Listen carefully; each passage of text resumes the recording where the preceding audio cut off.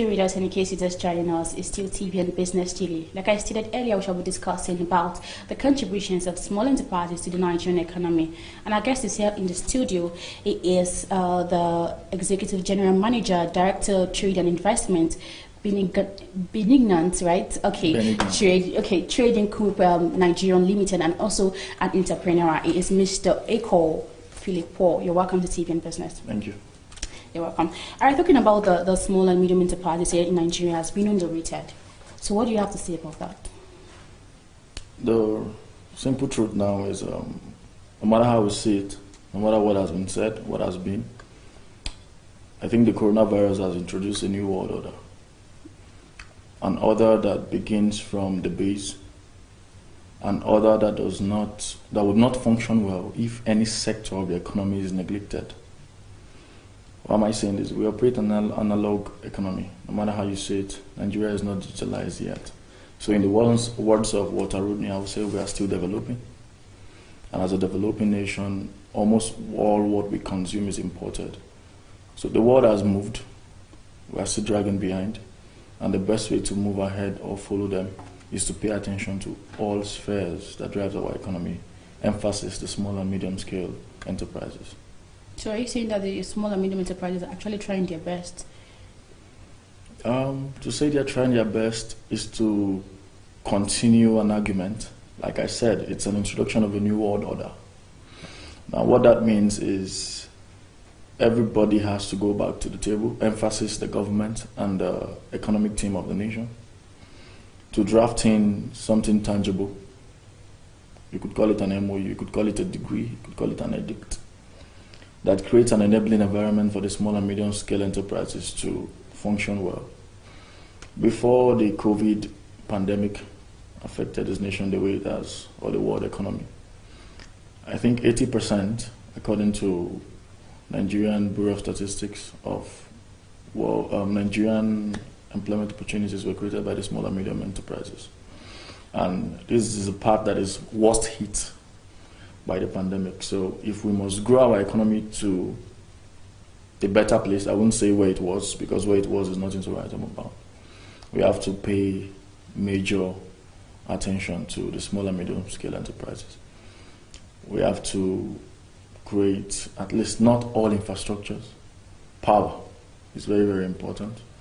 We have to cut down on certain laws that is militating against the growth of small and medium scale enterprises. Okay, so ever since the closure of the border, we did say that we have improved on our local productions. To say we've improved on our local production is a synonymous razzmatazz. What it means is Nigeria is one big corporation, with all due respect. Or let me say, we have perfected the art of saying things and not doing anything. Local production. How many locally produced materials have you used? How many have I used? Most of what we consume are imported. You said you've closed the borders. What has happened to the value of the naira in the international market? So these things are questions that need to be asked. Local production has not been a case in Nigeria. Local production has never been topmost priority, though it has been said by every administration that came. Obasanjo came with his own, I think, Operation Feed the Nation, down to successive governments, but nothing really has been done. The agricultural sector, that's the sector in Nigeria that has the highest percentage of wastage. So if we're talking about local production, from what dimension are we talking about it from? Now, if you're talking about that production from a dimension of we sustaining our economy and the small and medium scale enterprise, no. What the small medium scale enterprise have been doing so far is to further entrench the things we import from the Western nations. Examples, we have small and medium scale enterprises such as those who sell rice in retail. We have other persons who sell appliances. The electrician does not, we don't have industries here that produce electrical fittings. They are imported. So what we do is Nigeria has been a dumping ground for retail. So the real issue is we're not doing anything so long as domestic production is concerned. We're not doing anything, except we want to begin to do something new. And for us to begin something new, we have to do a reality check. that Nigeria as a nation is coming from somewhere. There was a time where we were producing these things, but what happened? Inconsistencies in policies, ethnocentric chauvinism. By that, what do I mean? You see, I was talking to somebody this morning and I said, with all due respect to other ethnic groups of the country, I'm not an Igbo man. I'm from the north. But so long as we continue to neglect the Igbos, the Naira can never increase in value. Why am I saying this? This particular tribe within the Nigerian sphere have been known repeatedly to know how to be industrial, make profit, and move an economy. A case study should be Allen Onyema, the MD CEO Airpeace. If you do a biographic search down to where he's coming from, what he has built cannot be said to be anything less than sheer competence. You take stock of various businessmen who have blazed the trail. These are Igbo men. The hard pill we need to swallow is we need to calm down. We shouldn't play ethnocentric politics with economy. No. When it comes to the economy, this is not conventional. What I'm saying is not conventional. But if you get down and look deeply into it, there is so much substance in it. We need to call the Igbos. Let them show us the way in which we grow an economy. So long as we continue to neglect the Igbos, small, medium-scale enterprise, big-scale enterprises, multinational corporations, we can't go anywhere. But a lot of Igbos are into business now. Like 50% of Igbo people are into business. I'm into business. The reaction to the Igbos that are into business is different. I'm a student of history, and I like to make inferences before I make my conclusions. At around August, September, October last year, there was a xenophobic attack in South Africa, right? Yeah. It took hours, it took days before the Nigerian government could react. But there was a man from the east, Allen Onyema. He sent flights down to South Africa to evacuate persons for free. That's on record.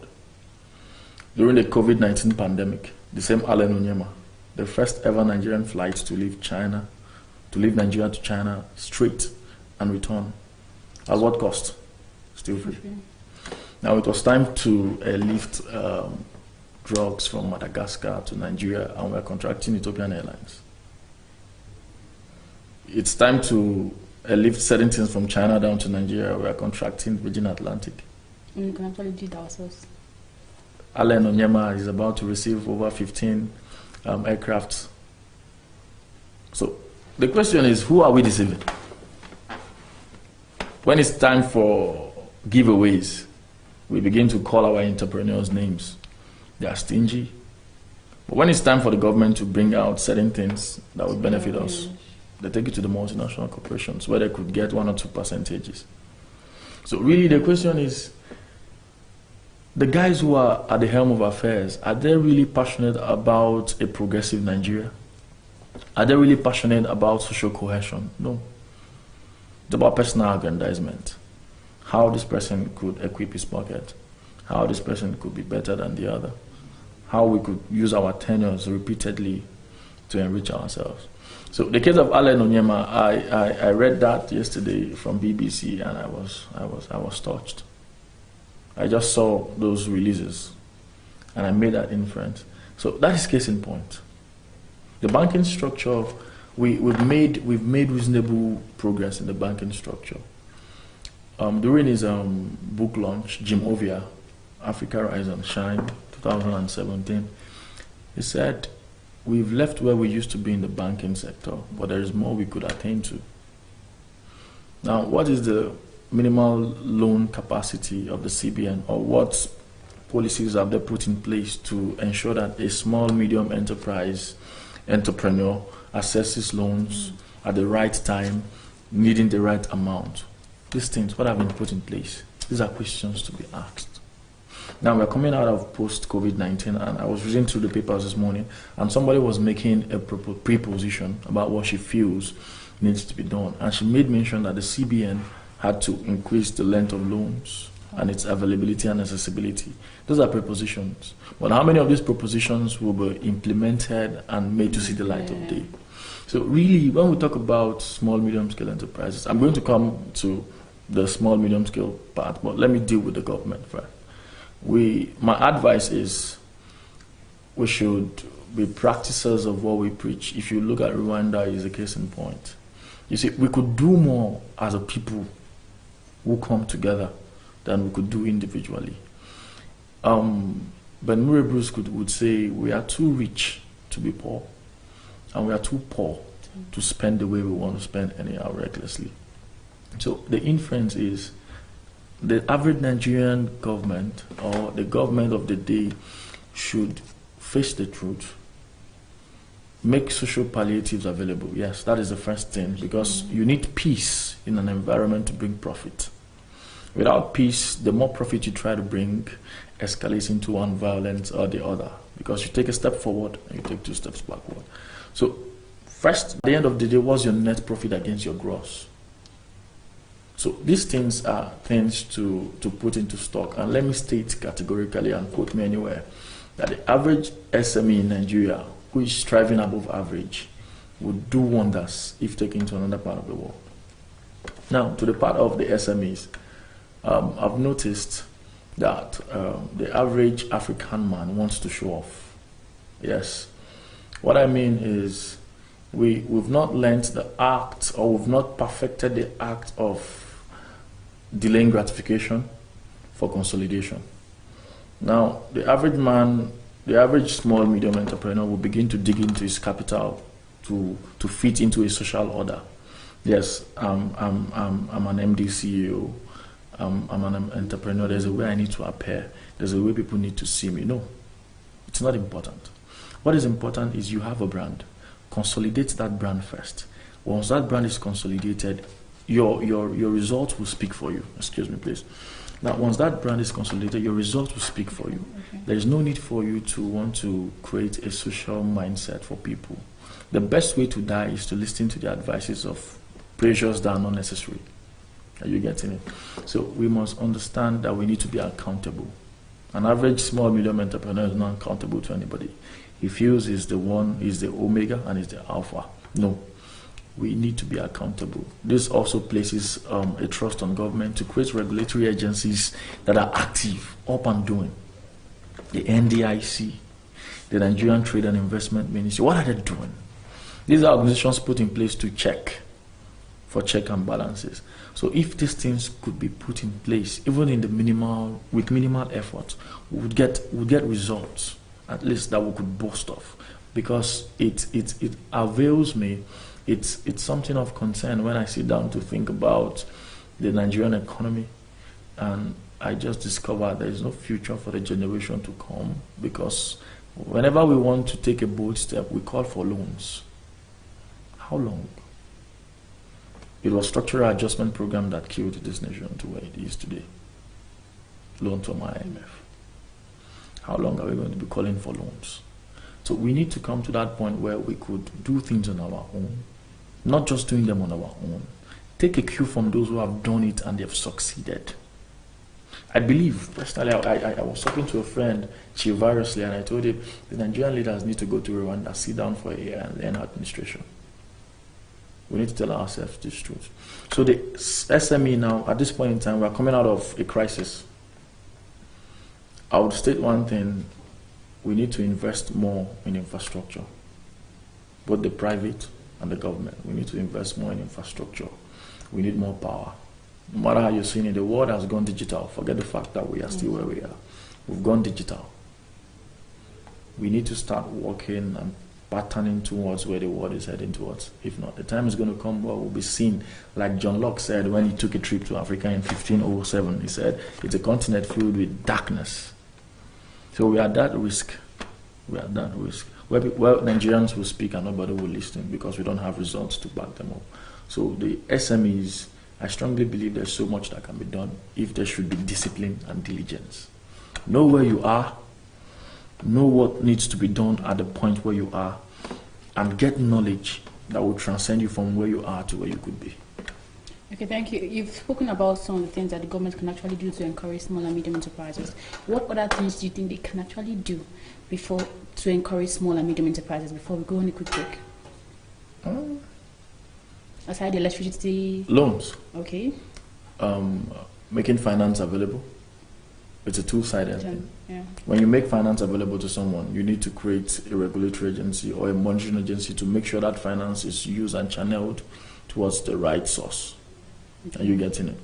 But like I said, if you give me loans, if you give me a loan and I spend maybe 50% of it trying to create an enabling environment where I can do business and make profit, I'm running on a loss.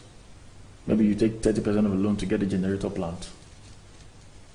You would also use maybe 5% to fuel the generator. These are things we're talking about. So when we talk about electricity, there is a reason why we talk about electricity. Once that is done, you'll see people rise up from different corners to start up separate things. With electricity, an average young man could put up a small place, get a pressing iron, press clothes for people, makes a decent living. With minimal electricity, anybody could just wake up one morning and say, okay, let me be doing tea for people when they're going to their office places. Just boil water with the electricity kettle, with the electric kettle. You make one or two mixes, a cup for 100 naira. This one takes and goes. These are innovations. One thing you won't take from Nigerians is that we have the ability to survive. Yeah, and we're very creative. Yes, with an enabling environment, we'll survive and strive anyway. All right, thank you. Let's go on a quick break, and then when we return, the program continues shortly. So stay with us. My name is Chiwendo Osisiago, presenter Television Nigerian Business Daily. In a globalizing world, ours is to keep you engaged, informed, and educated on contemporary happenings in the business world. We therefore command a special audience of business-minded viewers who are eager to know more about business. I mean, your business. Why don't you take advantage of our special affordable offer to let the world know about your concepts, your goods, and of course, your services? You can call us on 080-3071-6959 or 070-3234-9054. You can also visit us at Television Nigerian in Guzapi, Abuja, and follow us on all the social media handles on Facebook, YouTube, and of course, on Twitter at Television Nigerian. Your business is our concern.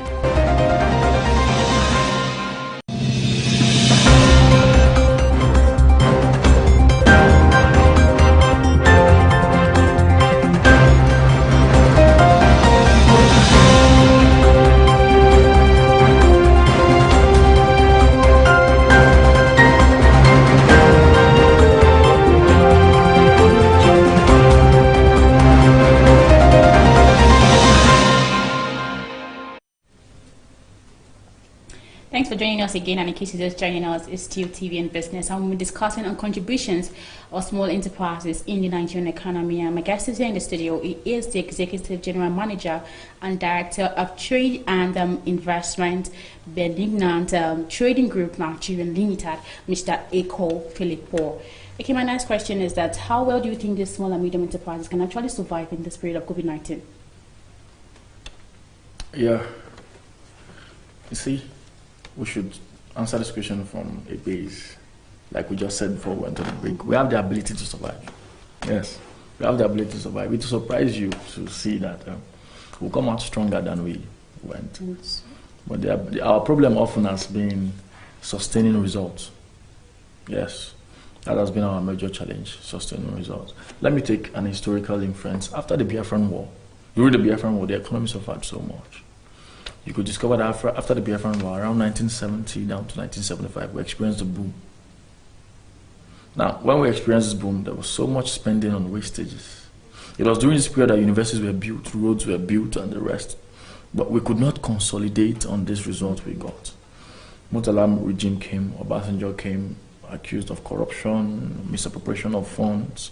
Buhari came in, gathered some, IBB came, scattered everything, and the rest. So our problem has always been consolidating results. To state sincerely, I don't know how it will happen. Because from the indices we are getting, the government is not doing anything. The government has not planned for post-COVID-19. It was just yesterday, the Vice President and his team were submitting their final reports on sustainability policies and the rest. This is what's supposed to have sustained us through the COVID-19 period. Then we should be talking about post-COVID-19 policies So how have we survived? So we don't know how it's going to happen. Sincerely, no. Anybody who tells you he knows their blueprint to what's going to happen is just trying to assuage your emotions. We don't know how it's going to happen, but I believe strongly, intuition, that we're going to come out stronger. We're going to come out better. But the thing is, the results we're going to get is going to be short-lived, because we are a country that has been trained to waste, not to save. Good luck. There was so much. Towards the end, there was nothing. So we've gathered so much now as a country. Our reserves have increased.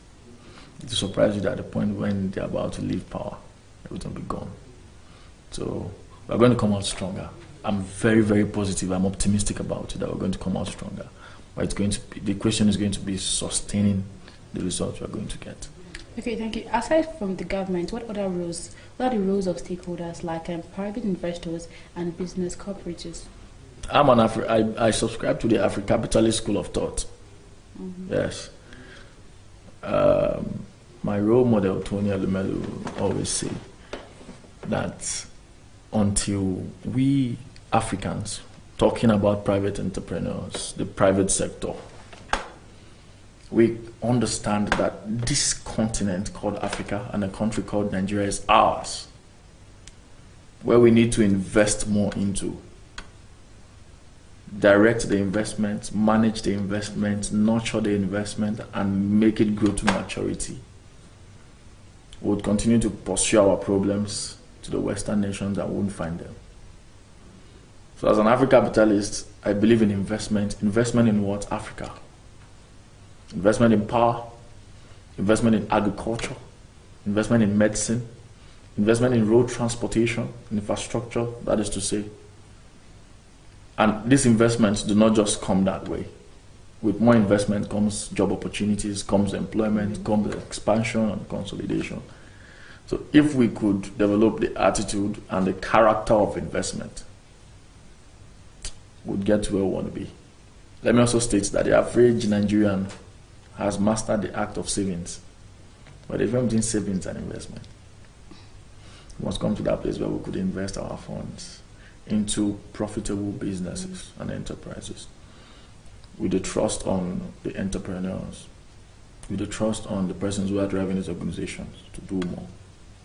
So if we could focus more on investments as private organizations, invest in what needs to be invested in, the infrastructures and the rest. Invest in people. It's very, very important. Invest in people. Because if you take a very good look at the private organizations, with exceptions with Zenith Bank, I'm not trying to sing their praise, UBA and most recently Fidelity, most institutions don't take their staff on training. Yes. You just discover you came into an organization with a level of knowledge, and 5 years later, you're still on that level. No matter how you see it, the world evolves. Yeah. So you become obsolete on your table.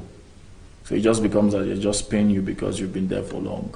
Oh. It's really not how well. It's really not how far, but how well. So your ability to develop your level of knowledge every day keeps you on your game. So it's very, very important. There was one knowledge I came across. Benignan, we handle investments. Please permit me. I came across this knowledge early January. I spoke to one of our board of directors in charge of trade and investment. I said, sir, the world economy is about to shift. Yeah. By then, the COVID-19 thing was not that pronounced. I told him, he said, how? I said, I feel oil prices are about to crash. The dollar is about to skyrocket. I recorded this on my social media handles. Anybody could make reference to it. January 14th, March 11th, February 29th. I made this post.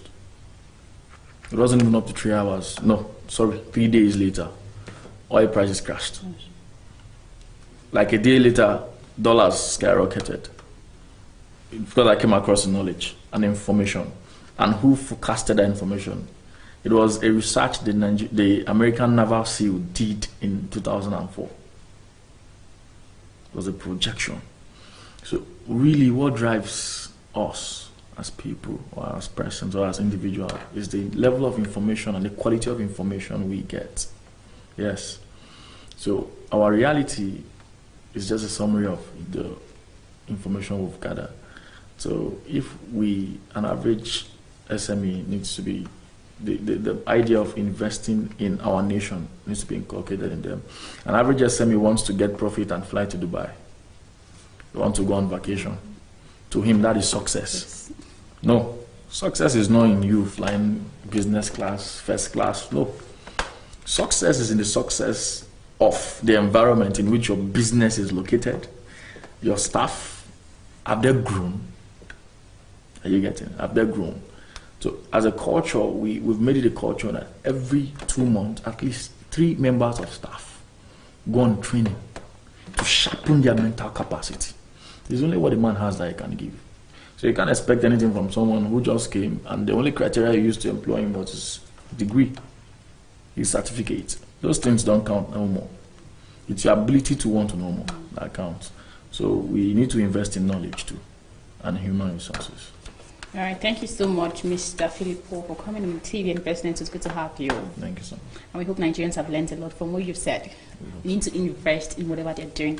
All right, that's too much we have for you today on TV and Business. I am Chirandu Osisiago. And don't forget that you can follow us on all our social media platforms, on Facebook, on YouTube, and of course on Twitter at Television Nigerian. And also you can advertise with us. All right, do have a wonderful day. Bye for now. Thank you.